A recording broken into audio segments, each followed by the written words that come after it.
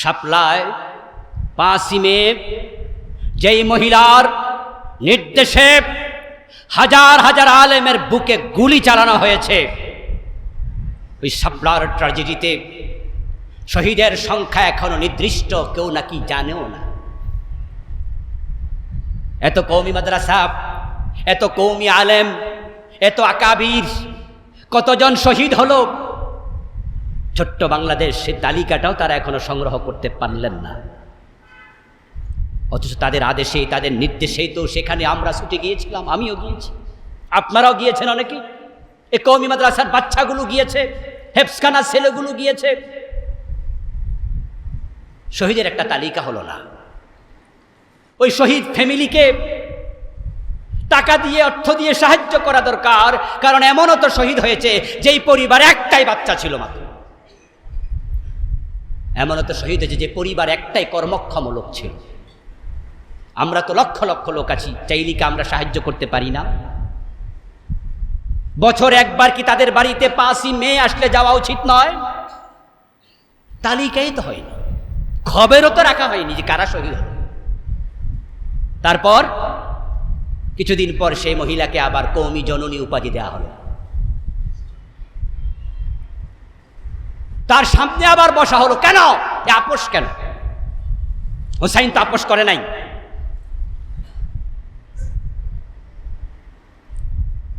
এটা হোসাইনি চেতনা নয়। শহীদ হয়ে যাবেন, মরে যাবেন, জীবন চলে যাবে, মাথা জালেমের কাছে নোয়ানো যাবে না। এটাই হোসাইনি আকীদা, এটাই হোসাইনি চেতনা।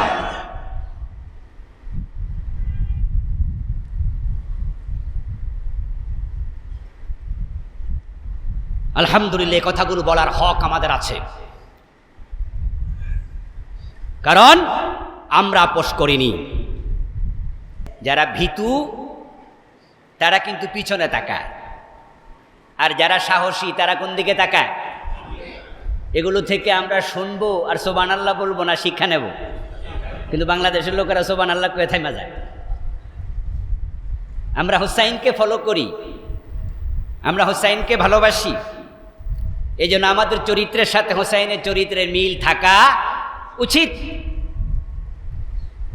আপনারা জানেন যে হরিণের গতি বাঘের গতির চেয়ে কম না বেশি? মাশাআল্লাহ, এই তো জানেন। হরিণের গতি কিন্তু বাঘের গতির চেয়ে বেশি, কিন্তু এরপরেও হরিণ বাঘের হাতে ধরা খায় কেন? কারণ সে দৌড়ায় আবার পিছনে তাকায় কদ্দূর গেছে, বাঘ কদ্দূর আইছে। এই যে সে পিছনে তাকালো, তখনই তার গতিটা শ্লথ হয় কিছুক্ষণের জন্য, এতে বাঘ এগিয়ে যায়। হরিণ যদি পিছনে না তাকায় সামনে আগাতে থাকতো, এক সময় বাঘ ক্লান্ত হয়ে থেমে যেত, হরিণটা বেঁচে যেত। কিন্তু হরিণটা পিছনে তাকায়, এটাই সমস্যা। ইমাম হুসাইন কি পিছনে তাকালেন? উনি সামনে আগালেন। আগাতে আগাতে সামনে গিয়ে কুফা থেকে মুহাম্মদ ইবনে আসআস নামে একজন ইমাম হুসাইনের হিতাকাঙ্ক্ষী, তিনি একজন ব্যক্তিকে পাঠালেন মেসেজ নিয়ে। ইমাম হুসাইন তো মনে হয় আসতেছে কুফার দিকে, আমরা যতটুকু জানি, তুমি ওনাকে গিয়ে বলিও যে মুসলিম ইবনে আকিলকে হত্যা করা হয়েছে, বড় খারাপ অবস্থা, আপনি মনে হয় আর সামনে যাওয়া ঠিক হবে না। তো মুহাম্মদ ইবনে আসআস নামক ব্যক্তির প্রেরিত লোক থেকে ইমাম হুসাইন সংবাদ পাওয়ার পরে কি অভিব্যক্তি ব্যক্ত করলেন? উনি যা বললেন, ইবনুল আসির রাহিমাহুল্লাহ উনার লিখা আল কামিলু ফিত তারিখ নামক ইতিহাসের বিখ্যাত কিতাবে ইমাম হুসাইনের বক্তব্যটা তিনি উদ্ধৃত করেছেন। ইমাম হুসাইন রাহিমাহুল্লাহ বলেছিলেন, কুল্লু মা কুদ্দারা নাজিল ইনদাল্লাহি নাহতাসিব। ইমাম হুসাইন মুসলিম ইবনে আকিলের শাহাদাত, কুফার পরিস্থিতির বিবর্তন,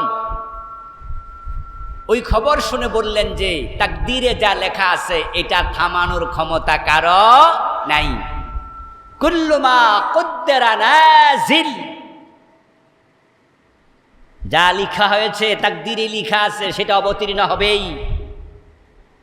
আমার চাচাতো ভাই মুসলিম ইবনে আকিলের কপালে শাহাদাত ছিল লেখা, তাই তিনি শহীদ হয়েছেন। কুপার পরিস্থিতি পরিবর্তিত হয়েছে, হয়তো আল্লাহর কিতাবে এটাও লেখা ছিল, তাই সেটা হয়েছে। ওয়া ইনদাল্লাহি নাহতাসিব, তবে পরিস্থিতি যাই হোক আমি সবটার ব্যাপারে আল্লাহর কাছে সওয়াবের আশা রাখি। সুবহানাল্লাহ। ইমাম হুসাইন কি দুনিয়ার স্বার্থে যাচ্ছিলেন সেদিকে? কোন জালেম বলতে চায় ইমাম হুসাইন নাকি ক্ষমতার লোভে আগাচ্ছিলেন। নাউজুবিল্লাহ পড়েন। মুসলমানের সন্তানদের কথা আমি বলছি, তারা ইয়াজিদের পক্ষ নিয়ে কথা বলে ইমাম হুসাইন তো ক্ষমতার জন্য গেছে। আরে ক্ষমতা তো দুই রকম, এক ক্ষমতা হলো পেটের পূজা, আরেক ক্ষমতার উদ্দেশ্য আল্লাহর দ্বীন কায়েম। দুইটাই ক্ষমতা। আমাদের দেশে যারা আওয়ামী লীগ করে, বিএনপি করে, জাতীয় পার্টি করে, ওরা ক্ষমতায় নেয় আল্লাহর দ্বীন কায়েমের জন্য, ঠিক না? ওরা সবাই ক্ষমতা করে দুনিয়ার দান্দা, এটা সত্য কথা, এটা নিজেরাও বলে। কারণ গত 17 বছর যারা ক্ষমতায় ছিল আওয়ামী লীগ, ওদের কর্মীরা কি সাদাবাজি করে নাই? টেন্ডারবাজি করে নাই?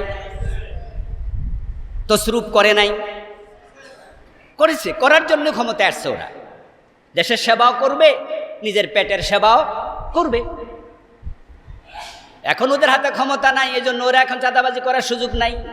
নতুন করে যারা ক্ষমতা পাইছে তারা কি চাঁদাবাজি করে না? ক্ষমতা আইছে তো চাঁদাবাজি করার জন্য। দুনিয়াদার যারা, এটা শুধুমাত্র বিএনপি আওয়ামী লীগের কথা নয়। এই যে ন্যাপ নামে একটা পার্টি আছে, ওয়ার্কার্স নামে একটা পার্টি বাংলাদেশে আছে না? এগুলো জাস্ট খাতা কলমে পার্টি, নেতা মেতা নাই, কর্মীও নাই। সভাপতি সেক্রেটারিরে খুঁজা পায় না, পাইতে তুলার আশির লোক দিয়া বাটি সালাম দেয়া লাগে।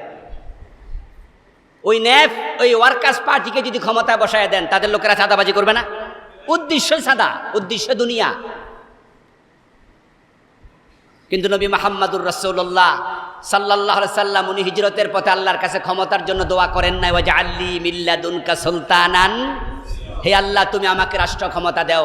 আমার রাসূল যে ক্ষমতা চাইছে, এবং আমরা যারা ক্ষমতার পক্ষে কথা বলি, আমরাও তো ইসলামকে ক্ষমতায় নিতে চাই, আমরাও রাজনীতি করতে চাই, আমরাও ক্ষমতায় যেতে চাই।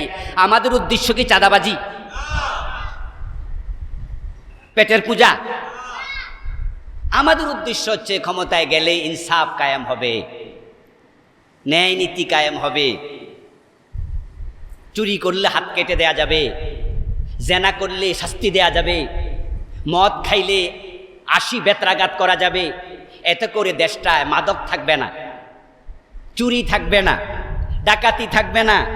আজান হলে দোকানপাট বন্ধের আইন হবে, তখন আজানের পর মসজিদগুলো লোকে লোকারণ্য হয়ে যাবে।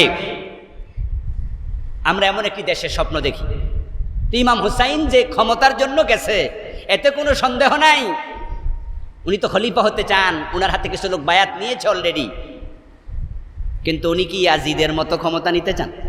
ইয়াজিদ যে উদ্দেশ্যে আছে। এই জন্য ইমাম হুসাইনকে বলেছে কুল্লু মা কুদ্দারা নাজিল ওয়া ইনদাল্লাহি নাহতাসিব। অভিব্যক্তি দেখেন, যা হওয়ার হবে তাকদীরে যা আছে, তবে আমি সবটার পরিবর্তে আল্লাহর কাছে আমি সওয়াবের প্রত্যাশা করি।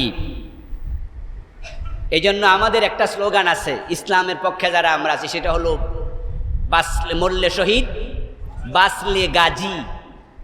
আমরা সবাই মরতে রাজি, লড়তে রাজি।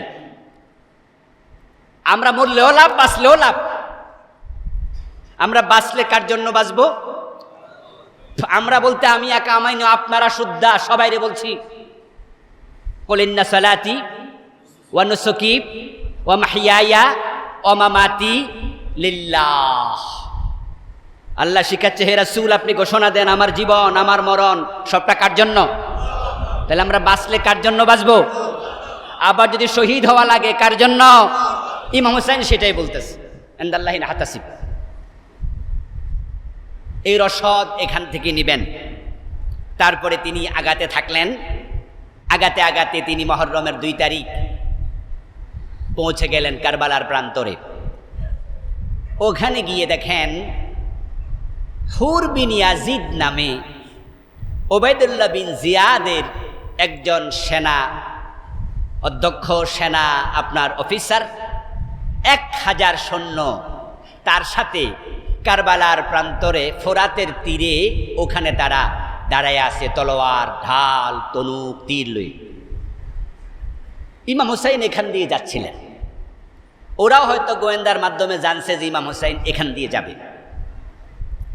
হুসাইন রাদিয়াল্লাহু তাআলার সাথে সফর সঙ্গী 70-72 জন, ছোট্ট কাফেলা, আর ওরা হলো 1000। সবাই সামনে দাঁড়িয়ে গেল। ইমাম হুসাইনকে বলল, আপনি আর এক কদম কুপার দিকে দিতে পারবেন না, এখানে থেমে যান। শুরু হয়ে গেল কারবালার বিয়োগান্তের যাত্রা। ইমাম হুসাইন রাদিয়াল্লাহু তাআলা আনহু বললেন, কি হলো তোমার, কেন বাধা দিচ্ছ? হুর বিন ইয়াসিদ বলেন, এটা আমাদের আমিরের নির্দেশ, গভর্নর ওবায়দুল্লাহ বিন জিয়াদ বলেছে আপনাকে কুফায় ঢুকতে দেয়া হবে না। পরদিন 3 তারিখ, এটা হলো মহরমের 2 তারিখের ঘটনা। মহরমের 3 তারিখ আরেকজন ব্যক্তির নেতৃত্বে 4000 সৈন্য নতুন করে যোগ হলো। ওই 4000-এর নেতা ছিল ওমর বিন সাদ, আর 1000-এর নেতা হুর বিন ইয়াজিদ। ওমর বিন সাদের নেতৃত্বে নতুন করে 4000 সৈন্য ইবনে জিয়াদ পাঠাই দিল। তারা 5000 আসলো ইমাম হুসাইন রাদিয়াল্লাহু তাআলা আনহুর সাথে মোকাবেলা করার জন্য। তবে তারা ইমাম হুসাইনের সাথে কোনো রকমের বেয়াদবি করে নাই, শুধু বলছে আপনি সামনে যাবেন না, এখানে থাকেন। এর মাঝে ওমর ইবনে সাদ ইবনে ইয়াজিদকে একটা চিঠি লিখলেন। চিঠি লিখলেন যে আমরা পৌঁছেছি, ইমাম হুসাইনকে আমরা অলরেডি কারবালাতে থামিয়ে দিয়েছি। এই চিঠি পাওয়ার পর এবার ইবনে ইয়াজিদ চিঠির উত্তর লিখলেন, বিসমিল্লাহির রহমানির রহিম, আম্মা বাদ ফাকাদ বালাগানি কিতাবুক। ওবায়দুল্লাহ ইবনে ইয়াজিদ জবাব দিচ্ছে, আমার কাছে তোমার কিতাব চিঠি এসেছে। ও ফাহিম তুমা জাকারতা, তুমি যা বুঝাতে চেয়েছো, উল্লেখ করেছো, আমি সেটা বুঝেছি। এখন আমি ওবায়দুল্লাহ ইবনে জিয়াদের বক্তব্য তুমি শোনো। ফারিদ আলাল হুসাইন আন ইউবাইয়া লিয়াজিদ ইবনে মুআবিয়া হুয়া ওয়া জামিউ আসহাবি। আমার বক্তব্য হলো, তুমি ওবায়দুল্লাহ ইবনে জিয়াদের পক্ষ থেকে ইয়াজিদের বায়াত নেয়ার মেসেজ ইমাম হুসাইনকে দাও। বলো, আমরা শুধুমাত্র আপনার পথ রুদ্ধ করি নাই, বরং আপনাকে প্রস্তাব দিচ্ছি।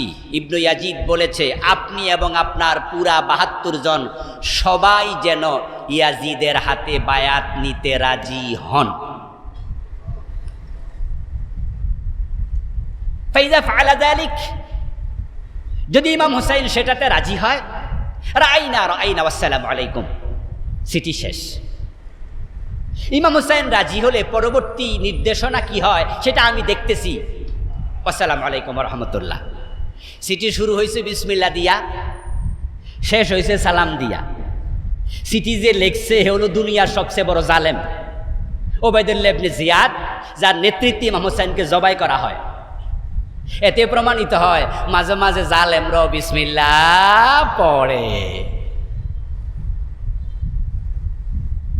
মাঝে মাঝে জালেমরাও আসসালামু আলাইকুম কয়, মাঝে মাঝে জালেমরাও মসজিদে বসে হালকা জিকির করে। জালেমদের মুখেও দাড়ি পাওয়া যায়, জালেমরাও মাঝে মাঝে টুপি মাথায় দেয়। এই জন্য সব টুপিওয়ালা, সব দাড়িওয়ালা, সব জিকিরওয়ালা, সব বিসমিল্লাহওয়ালা আল্লাহর প্রিয় বান্দা, এটা মনে করার কোনো কারণ নাই।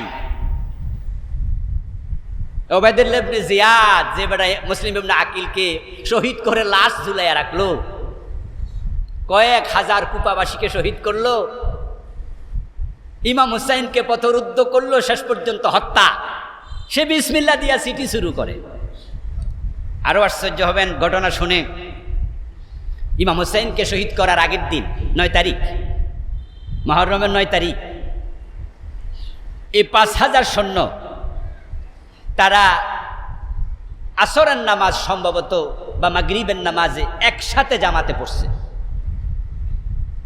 যখন তারাই 5,000 সৈন্য এবং সাথে যোগ 72 জন, মহিলাগুলো ছোট বাচ্চাগুলো বাদ দিয়া যে কয়জন আছে, এ সবাই মিলে ইমাম হুসাইন সহ একসাথে নামাজ পড়ছে। তখন সবাই মিলে ইমাম হুসাইন ইমাম বানাইছে। কইছে হুজুর আমনে থাকতে আমরা ইমামতি করবো। ইমাম হুসাইন ইমামতির জায়গায় দাঁড়া করাইয়া উনারে ইমাম বানাইয়া নামাজ পড়াইয়া পরের দিন কল্লা কেটেছে।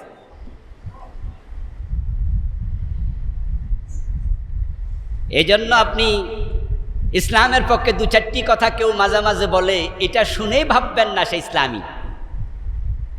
এই জন্য প্রত্যেকটা মানুষের আগের কথা, পরের কথা, মাঝের কথা, আগের কর্ম, পরের কর্ম, বর্তমান কর্ম সব মিলানোর পরে বুঝতে হবে সে ইসলামের দোস্ত নাকি ইসলামের দুশমন।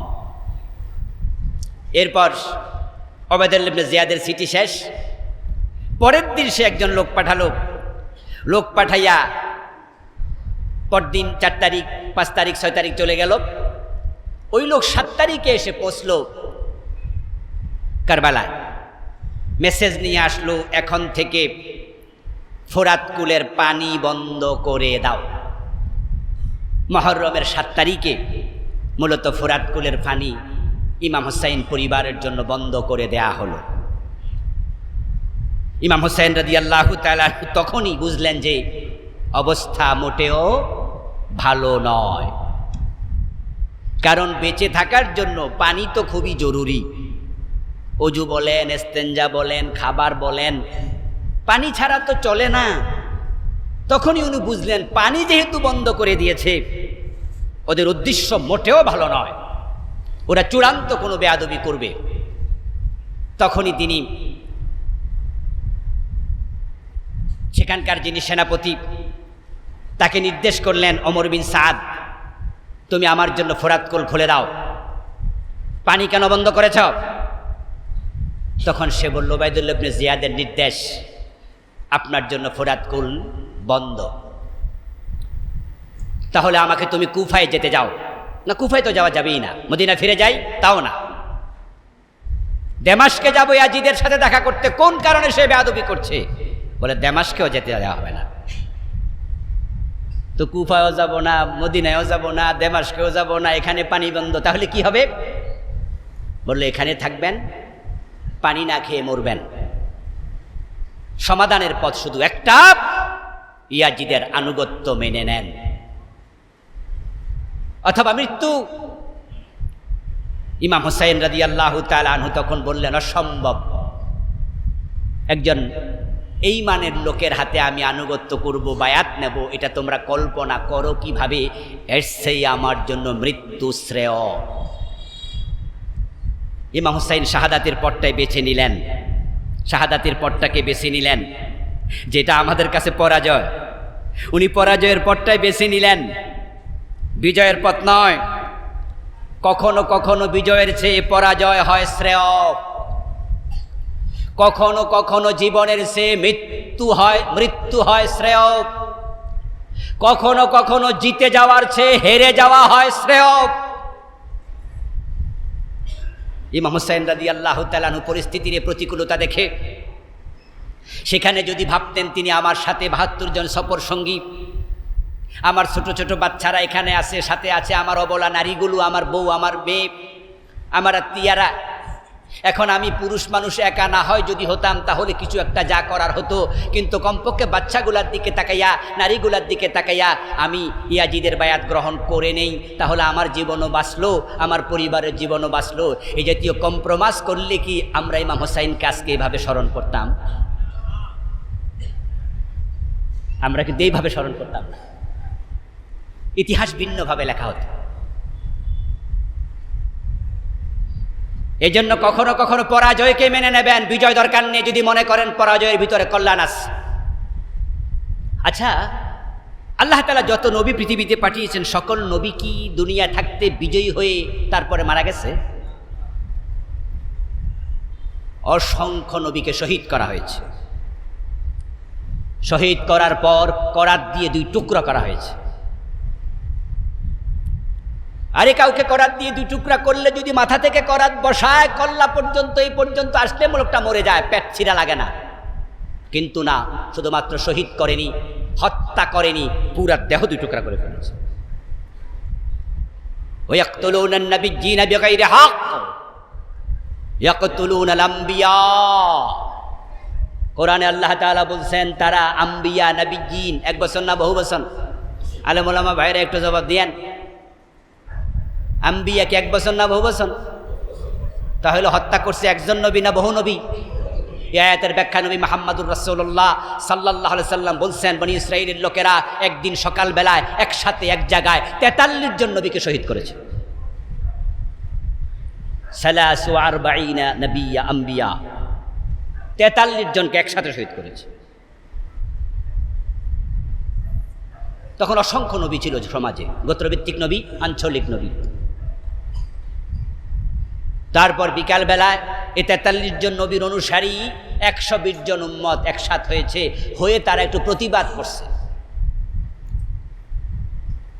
আমাদের এখানে যদি কাউকে ধরেন কেউ অন্যায়ভাবে কিছু করে, আমরা কি মসজিদ থেকে বাইরে একটু বলবো না যে এটা কেন করলা, কি হয়েছে ভাই, এরকম আর কি। 120 জন উম্মত একসাথে তারা একটু প্রতিবাদ করছে। নবীজি বলেন সাল্লাল্লাহু আলাইহি সাল্লাম ওই 120 জনকে বিকালবেলায় আবার জবাই করছে। তো যে সকল নবী তারা এইভাবে শহীদ হয়ে গেলেন, তারা কি বিজয়ী হয়ে শহীদ হয় নাকি? যারা শহীদ হয় তারা পরাজিত হয়ে শহীদ হয়। তার শাহাদাত প্রমাণ করে তিনি তো তৎক্ষণাৎ ওই সময় বিজয়ী হতে পারেননি। বিজয় হয়েছে কে? ইয়াজিদ। ইমাম হুসাইন কারবালায় পরাজিত। ইতিহাসটা যদি ঠিক আমি যা বলছি এটা 62 সনের ইতিহাস হতো, 63, 64, 65 হিজরির ইতিহাস হতো, তাহলে বলা হতো, দুনিয়ার মানুষ বলতো হুসাইন তো তিনি সেখানে মরে গেছেন, লাশগুলাও দাফন করার মতো লোক ছিল না। পরে তার শাহাদাতের অনেক দিন পর গাফরিয়া গোত্রের লোকেরা এসে তারপরে লাশ দাফন করছে। কারণ ইমাম হুসাইন পরিবারকে শহীদ করার পর, উনাকে শহীদ করার পর উনার লাশগুলো ছিন্ন ভিন্ন হয়ে পড়েছিল। বরং আমি একটু পর বলছি কি করা হয়েছিল। আরো তখনকার ইতিহাস বলতো উনি তো পরাজিত হয়েছে, কিন্তু আজকে আমরা যারা এখানে আছি আমাদের কাছে ইমাম হুসাইন কি পরাজিত না বিজয়ী? আর যে ইয়াজিদ সেখানে বিজয়ী হয়েছিল সে আজকের এই দিনে সে বিজয়ী না পরাজিত? আজকে ইয়াজিদকে পেলে কি আমরা কি থুতু দিতাম না? এজন্য মাঝে মাঝে পরাজয়ের মাঝেও কল্যাণ আছে। 9 মুহররম ও 8 তারিখ, 8 তারিখ সীমার আসে। সীমার, যে সীমারের নাম মোটামুটি কারবালার সাথে আসলেই সীমারের নাম আমরা শুনি। আর মীর মোশাররফ হোসেনের বিষাদ সিন্ধুর কারণে এই সীমার নামটা বাংলাদেশে একটু বেশি পরিচিত। ছোটকালে শুনতাম যাদের বুকে ফসম নাই তারা কি, আমি জানি না আপনারা শুনছেন কিনা, কই যে বুকে ফসম থাকলে দয়া মায়া আছে, আর যে পুরুষ মানুষের বুকে পশম নাই কই তো সীমা। সীমার বিখ্যাত এক চরিত্র, সেই মুহররম মাসের 8 তারিখে কারবালায় আসে, তাকে পাঠাইছে ওবায়দুল্লাহ ইবনে জিয়াদ। সে বলছে ওমর বিন সাদকে দিয়ে হবে না। ওমর বিন সাদকে পাঠাইছি তো কয়দিন আগে, লাভ তো হলো না, কোনো খবর তো পাইতেছি না। সে তো হয়তো বায়াতে বাধ্য করতো জোর করে, ইমাম হুসাইনকে বলতো বায়াত নেও মিয়া, রাজি হও, না হয় শহীদ। কই কই পারে নাই তো, এজন্য সীমার তুই যা। এ জালেম সীমার এসেছে মৃত্যুর পরোয়ানা নিয়ে। এসেই সে ওমর বিন সাদকে বলেছে আর সময় দেয়া যাবে না, তাড়াতাড়ি মেসেজ দিতে হবে ওবায়দুল্লাহ ইবনে জিয়াদের কাছে, কুফার গভর্নরের কাছে, হয়তো বায়াত না হয় হত্যা। 8 তারিখে নির্দেশ নিয়ে আসে। 9 মুহররম ওমর বিন সাদ এখনো কোনো ভূমিকা রাখছেন না। আসলে কোনো জালেম আছে তার দয়াও, তার মনেও কিছু সামান্য দয়া মায়া আছে, আবার কিছু কিছু জালেম আছে যার অন্তরে সামান্য দয়া মায়াও নাই। হয়তো সীমারের তুলনায় ওমর বিন সাদ একটু সফট মাইন্ডেড ছিলেন, আর কি সফট ছিলেন। উনি নির্দেশ পাওয়ার পরে হত্যার নির্দেশ তিনি কার্যকর কোনো ভূমিকা রাখেন, অথচ উনি 5000 সৈন্যের লিডার। এই অবস্থায় 9 তারিখে সীমার ওমর বিন সাদের কথা না শুনে, পরামর্শ না করে, জিজ্ঞাসা না করে সে সৈন্যদেরকে বলল, মাঠে চলো, আজকেই শুরু হয়ে যাবে যুদ্ধ। যখন সৈন্যদেরকে ইমাম হোসাইনের তাঁবুর দিকে সে আসার জন্য বলছে, ওমর বিন সাদ বললেন যে আপনি আমাকে জিজ্ঞাসা না করে, বলছে কোনো কথা নাই, তোমার কথা শোনা হবে না, তোমাকে দিয়ে হবে না। ইমাম হোসাইন রাদিয়াল্লাহু তাআলা তখন অবস্থা দেখে ওমর বিন সাদকে ডাকলেন, তাঁবুতে নিলেন, নিয়ে বললেন, তোমরা কি তাহলে আমার জন্য কোনো রাস্তাই আর উন্মুক্ত রাখবে না? ওমর বিন সাদ বলল যে না, কোনো রাস্তা উন্মুক্ত নাই, হয়তো শাহাদাত না হয় বায়াত। হোসাইন বললেন যে না, তোমরা বায়াতের চিন্তা বাদ দাও।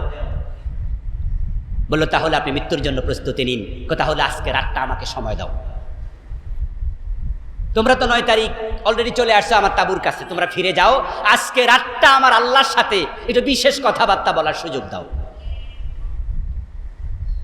তখন ওমর বিন সাদ সীমারকে বুঝাইল যে উনি একটা রাত সময় চায়, দাও, সময় দাও। তারা ফিরে চলে গেল। 9 মুহররম চলে গেল। 10 মুহররম ফজরের সময় ইমাম হোসাইন রাদিয়াল্লাহু তাআলা আনহু উনি ওনার তাঁবুতে ফজরের নামাজ শেষ করে বসে আছেন। এই অবস্থায় তাঁবুর পাশে 10 মুহররম যখন তিনি বসে আছেন ফজরের নামাজ পড়ে, তখন সেখানে ঘোড়ায় চড়ে সীমার এসেছে।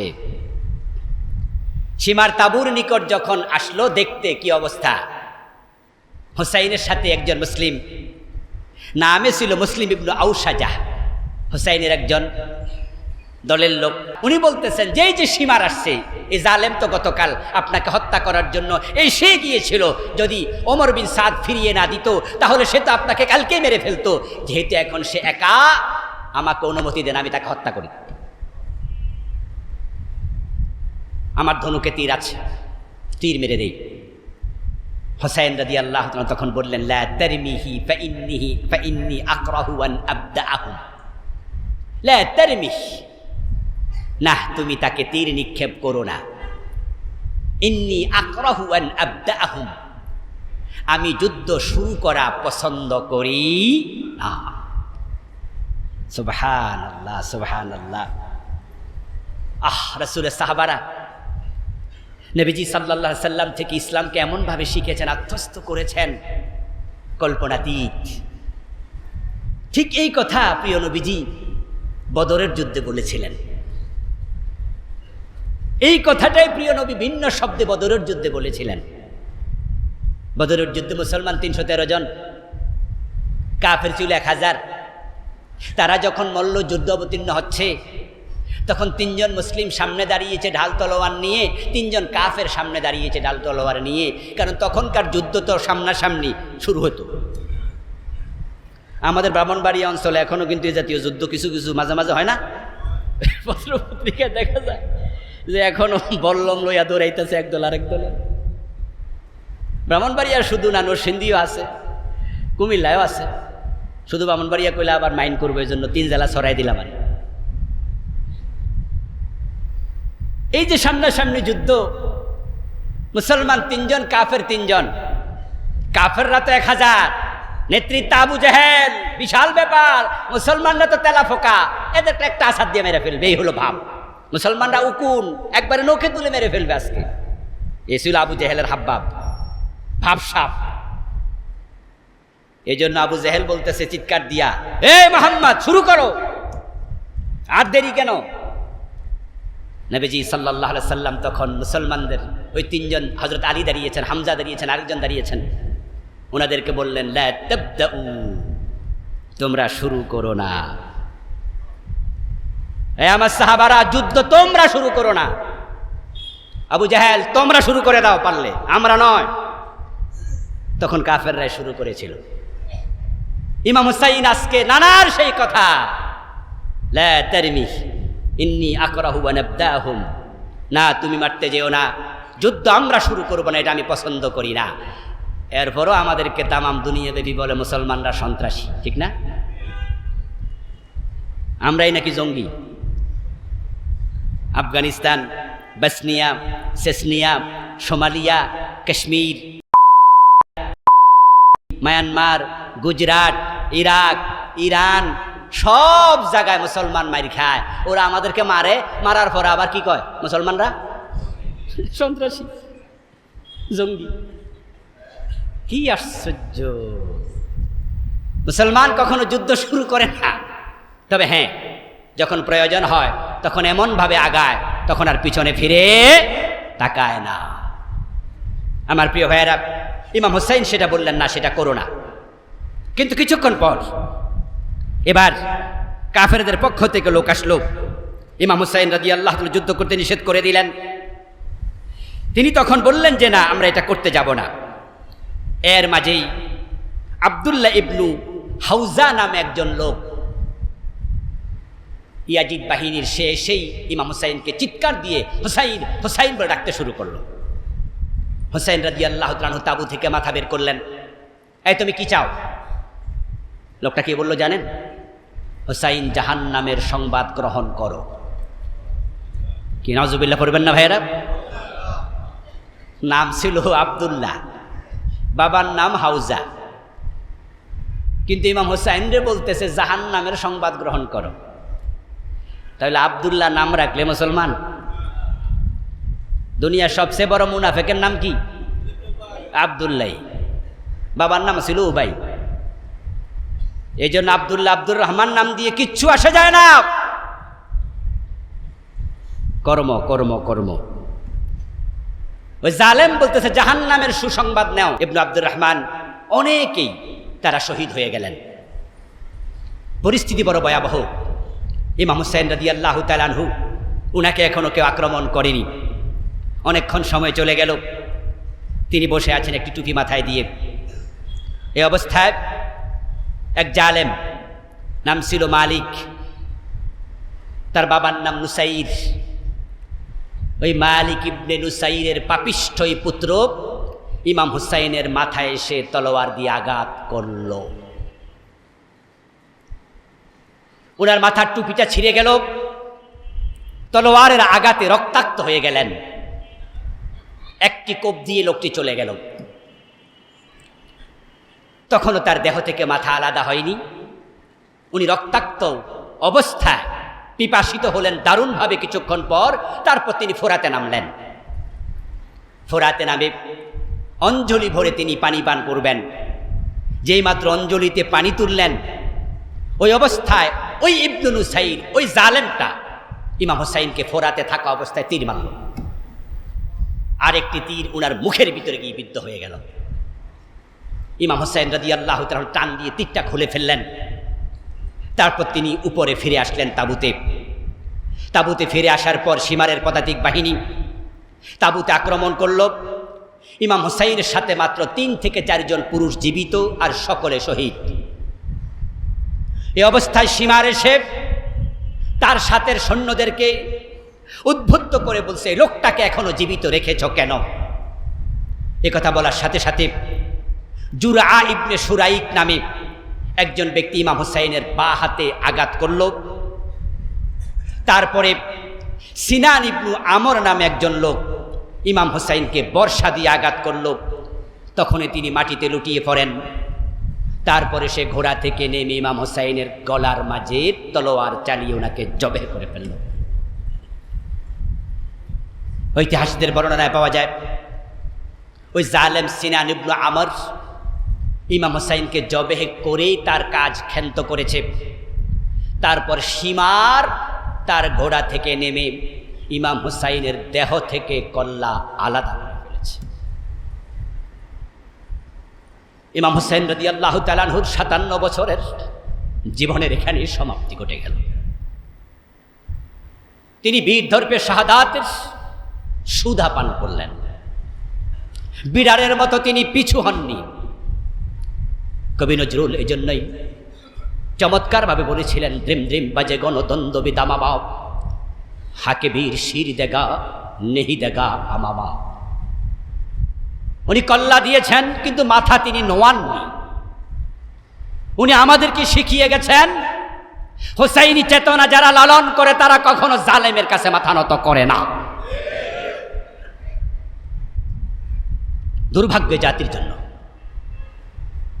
দুর্ভাগ্য জাতির জন্য কিছু কথা আছে, বললে মানুষ কষ্ট পায়, না বললে মনে হয় নিজেকে ঠকালাম। শাপলায় 5ই মে যেই মহিলার নির্দেশে হাজার হাজার আলেমের বুকে গুলি চালানো হয়েছে, ওই শাপলার ট্র্যাজেডিতে শহীদের সংখ্যা এখনো নির্দিষ্ট কেউ নাকি জানেও না। এত কওমি মাদ্রাসা, এত কওমি আলেম, এত আকাবির, কতজন শহীদ হলো, ছোট্ট বাংলাদেশ সে তালিকাটাও তারা এখনো সংগ্রহ করতে পারলেন না। অথচ তাদের আদেশে, তাদের নির্দেশেই তো সেখানে আমরা ছুটে গিয়েছিলাম। আমিও গিয়েছি, আপনারাও গিয়েছেন, অনেকে এই কওমি মাদ্রাসার বাচ্চাগুলো গিয়েছে, হেফসখানার ছেলেগুলো গিয়েছে। শহীদের একটা তালিকা হলো না।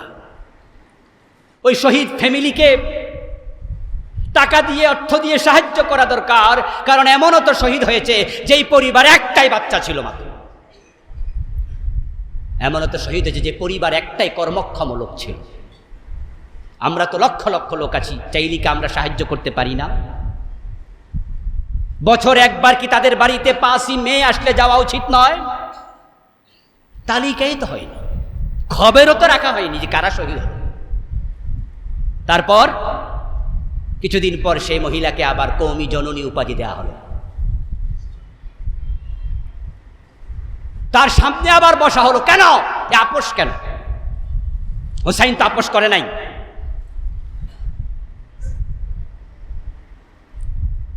এটা হোসাইনি চেতনা নয়।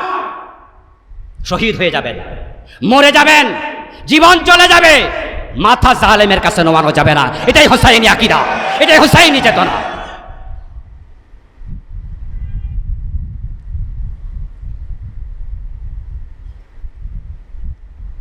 আলহামদুলিল্লাহ, এই কথাগুলো বলার হক আমাদের আছে, কারণ আমরা আপোষ করিনি। এই মসজিদ থেকে আমাকে সরিয়ে দেওয়া হয়েছে, পথ থেকে সরিয়ে দেওয়া হয়েছে, জুমা পড়াতে আসতে দেওয়া হয়নি। তাই বলি কি আমি সামান্য মাথা নোয়াইছি? আমার নিজের জন্মস্থানের থানায় আমাকে 12 বছরের বেশি একটা প্রোগ্রাম করতে দেয়নি। আমাকে আওয়ামী লীগের বড় এক নেতা বলেছিলেন যে হুজুর, আমাদের রেল মন্ত্রী ছিলেন, আমাদের এলাকার মন্ত্রী হলো মুজিবুর রহমান হক, রেল মন্ত্রী। বলছে মন্ত্রী সাহেবের বাসা আর আপনার বাসা তো কাছেই, উনার বাসা হলো এখানে নেম ভবনের পাশে, আর আপনার বাসা ফার্ম গেট। একসময় আসেন, আমরা একটু চা খাই, মুজিব ভাইয়ের সাথে বসলে উনি আপনাকে অনুমতি দিয়ে দেবে প্রোগ্রাম করার। আমি উত্তর দিয়েছিলাম, জালেমের সাথে আপোষ করে কোনো মাহফিল আমার প্রয়োজন নাই।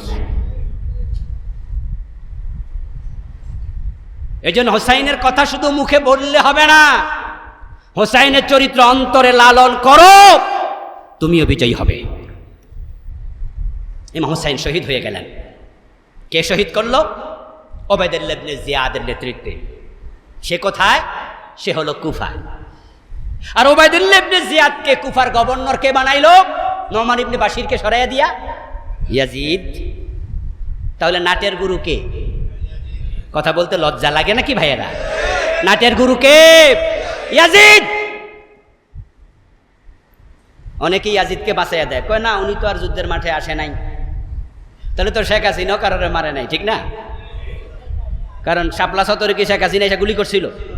তাহলে তো বলাই যায় শেখ হাসিনার কোনো দোষ নাই, পুলিশে না মারছে, পুলিশের দোষ।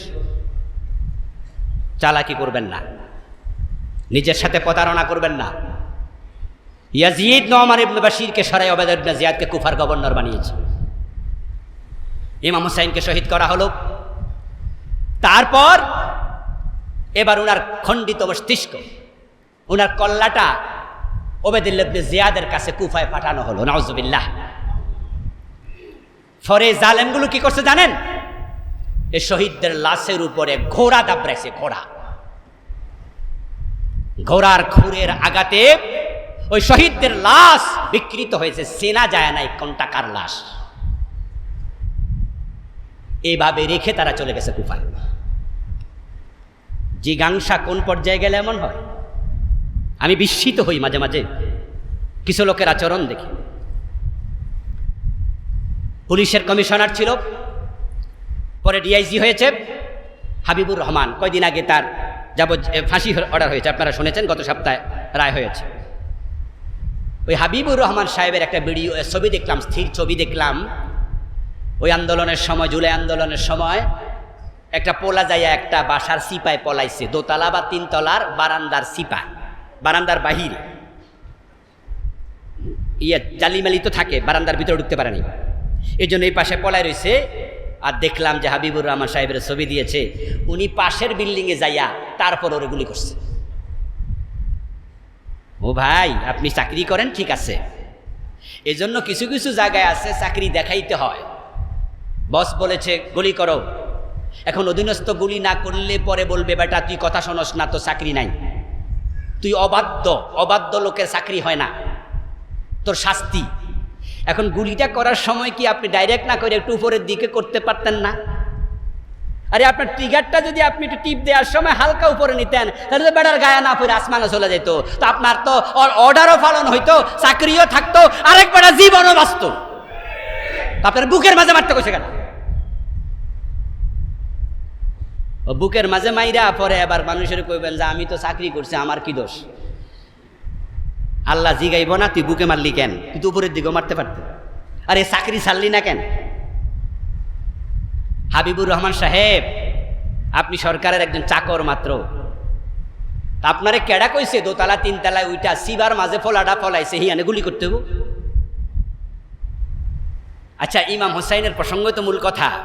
আচ্ছা, হোসাইনকে শহীদ করলো, পরিবারের লোকরাও মরে গেল, আচ্ছা এখন গোড়া দাবরাইয়া লাশ বিকৃত করতে হবে কেন? কেন? আচ্ছা, হোসাইন রাজি খারাপ মানুষ ছিলেন? ওমা কথা কয় না আমার ভাইয়েরা। হোসাইন রাদিয়াল্লাহু তাআলা খারাপ মানুষ ছিলেন? এত শত্রুতা কেন ওনার সাথে, এত জিজ্ঞাসা কেন? তাহলে বোঝা গেল কিছু কিছু মানুষের অন্তরে আল্লাহর গজব পড়ে, ওদের অন্তর আল্লাহ একবারে শেষ করে দেয়, পচা বানাইয়া দেয়, ওরা তখন মানুষ থাকে না, হায়না হয়ে যায়। তো উবাইদুল্লাহ ইবনে জিয়াদ হোসাইন রাদিয়াল্লাহু তাআলা খণ্ডিত মস্তিষ্ক, ওনার কল্লাটা পাঠাই দিছে দামেস্কে। ইতিহাসের কিতাবে পাওয়া যায় বর্ষার আগার মাঝে ইমাম হোসাইনের মাথাটা ঢুকাইছে, নাউজুবিল্লাহ পড়েন, এইভাবে ঢুকাইছে মাথা কল্লার ভিতর, গলার ভিতর দিয়া ঢুকাইয়া তারপরে একদল লোককে বলছে এইটা এবার নিতে থাকো, দামেস্কে চলে যাও কুফা থেকে। তখন তো আর গাড়ি ঘোড়া ছিল না, ঘোড়ায় চড়ে হাঁপায় হাইটা গেছে। কেন উনার বর্ষার ভিতরে মাথা ঢুকাইতে হবে? মানে পাবলিকলি জানান দেয়া হচ্ছে ইয়াজিদের বিরুদ্ধে গেলে এমন দশা তোমাদের হবে, সবাই যেন ভয় পাই অস্থির হইয়া যা। ইবনে কাসির রাহিমাহুল্লাহ আল বিদায়া ওয়ান নিহায়া নামক ইতিহাসের কিতাবে উনি লিখেছেন, লাম্মা বুদিয়া রাসূল হুসাইন বাইনা ইয়াদাইহি جعل يقنط بقديب كان في يدي في صدره وعنده أبو برزة الأسلامي فقال له ارفع قديبك لقد رأيت رسول الله صلى الله عليه وسلم يلصمه। ইয়াজিদের দরবারে যখন ইমাম হুসাইনের খণ্ডিত মস্তিষ্ক পৌঁছে, ইয়াজিদের সামনে আবু বারজা আল আসলামী রাদিয়াল্লাহু তাআলা রাসূলের সাহাবী, তিনিও সেখানে কোনো কারণে গিয়েছেন, ওখানে বসা ছিলেন। ওই অবস্থায় বহনকারী ইমাম হুসাইনের কল্লাটা ইয়াজিদের সামনে নিয়ে রাখলো। ইয়াজিদের হাতে একটা বাঁশের কঞ্চি টাইপের একটা লাঠি টাইপের কিছু ছিল। ইবনে কাসির লিখতেছেন, তখন ইয়াজিদ ওর হাতের লাঠিটা দিয়া ইমাম হোসাইনের ঠোঁটের মাঝে গুতা মারছে। ইয়াকনুতু বিকাদিবিন কানা ফি ইয়াদি ফি সাগরিহি, ইমাম হোসাইনের ঠোঁটের মাঝে, দাঁতের সামনের দাঁতের মাঝে গুতা মারছে। আবু বারজা আল আসলামী রাদিয়াল্লাহু তাআলা সাথে সাথে দাঁড়িয়ে গেলেন, দাঁড়িয়ে ইরফা কাদিবাক, ইয়াজিদ তোমার লাঠি তোলো। লাকাদ রাআইতু রাসূলুল্লাহি ইয়ালসুমুহু, আমি আমার চোখ দিয়ে দেখেছি রাসূলুল্লাহ ঠোঁটের মাঝে চুম্বন করেছেন,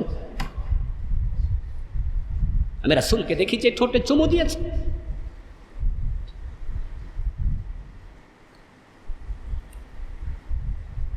ইবনে কাসির যদিও ভিন্ন রাওয়ায়াত এনেছেন যে ইয়াজিদ বলেছেন আমি থাকলে সেখানে হত্যা করতাম না, ইমাম হোসাইনের কল্লা দেখে কান্না করেছে, এমন বর্ণনা ইবনে কাসির এনেছেন। আল্লাহু আলাম কোনটা অধিক সত্য। কিন্তু আমার মন যেটা বলে সেটা হচ্ছে, ইয়াজিদ যদি ইমাম হুসাইনের শাহাদাত পছন্দ না করত, তাহলে ইমাম হুসাইনের শাহাদাতের পর যারা তাকে শহীদ করেছে তাদেরকে রাষ্ট্রীয় বিচারের আওতায় আনতেন। সে বলতো যে তোরা শহীদ করলি কেন, উনাকে মারলি কেন, আমার কাছে ধরে নিয়ে আসতি, মারলি তো মারলি, কল্লা কাটলি কেন। কিন্তু ইয়াজিদ কি কোনো অ্যাকশন নিয়েছে? ইতিহাস কি বলে? ইতিহাস এটা বলে না।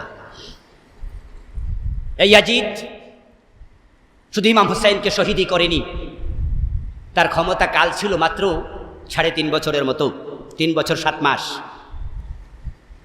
এই 3.5 বছরে ইমাম হুসাইনের শাহাদাত 61 হিজরিতে, 63 হিজরিতে সে মদিনায় লোক পাঠায়, যে মদিনার সাহাবারা সবাই এখন আমার আনুগত্য করেনি, বায়াত নেয়নি, ওদেরকে বাধ্য করো, বায়াত যদি না আনে সবাইকে হত্যা করো। তাহলে ইয়াজিদের হত্যার ঘটনা শুধুমাত্র 1-2টা। পরে 63 হিজরিতে ইবনে কাসির লেখেন আবাহাল মাদিনাতা লিজাইশি, সে সিটিতে লিখেছে মদিনা তোমাদের জন্য, তার সৈন্যদের জন্য সে মুবাহ বানাইয়া দিল, মদিনাতে যা মনে চায় করো, এ নিয়ে তোমাদেরকে কোনো প্রশ্ন করা হবে না।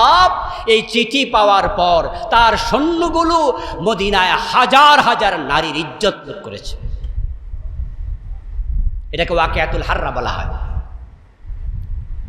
অসংখ্য সাহাবীকে শহীদ করেছে, তাবিকে শহীদ করেছে, এবং ওয়াকিয়াতুল হাররার ঘটনায় কয়েক হাজার জারজ সন্তানের জন্ম হয়েছে।